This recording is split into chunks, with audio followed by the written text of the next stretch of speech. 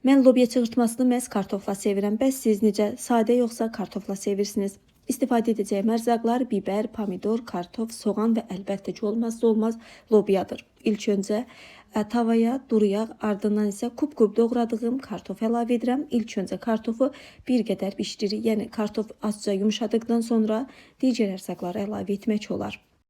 Bu arada istifadə etdiyim ərzaqların miqdarını videonun açıqlama hissəsinə qeyd edəcəyəm.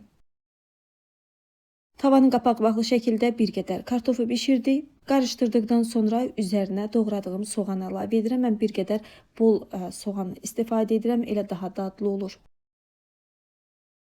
3 ədəd orta boy soğanı xırda-xırda doğradıqdan sonra qarışdırmıram. Sadəcə kartofun üzərinə yaydıqdan sonra yenidən tavanın qapağını bağlayaraq bişirdim. Soğan da bir qədər yumşadıqdan sonra üzərinə doğradığım biberlər əlavə edirəm. Zövqə görə duz, qara istiot.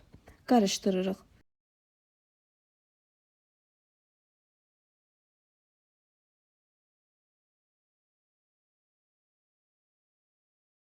Mən lobyanı öncədən qaynatmadan yeməkdə istifadə edirəm. Yəni bildiyimiz kimi lobya təzə çıxıb, həm də yetər qədər yumşaqdır. Əgər sizdə sərt lobyadırsa, bir qədər qaynatdıqdan sonra suyunu süzərək yeməkdə istifadə edə bilərsiniz.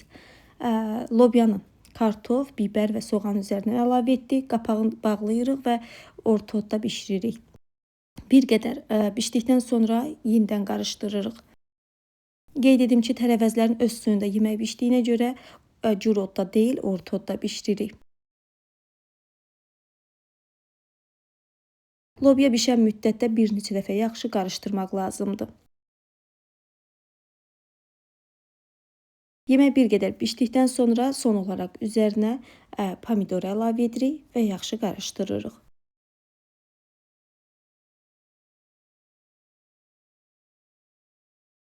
Ən sonda isə 3 ədəd yumurtanın üzərinə azca duz əlavə edib çəngəllə açdıqdan sonra bişən yeməyin üzərinə əlavə edirik.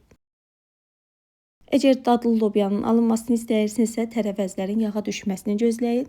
Tam yağa düşdükdən sonra yumurtanı əlavə edib təxminən 2-3 dəqiqə daha ocaqda tuturuq.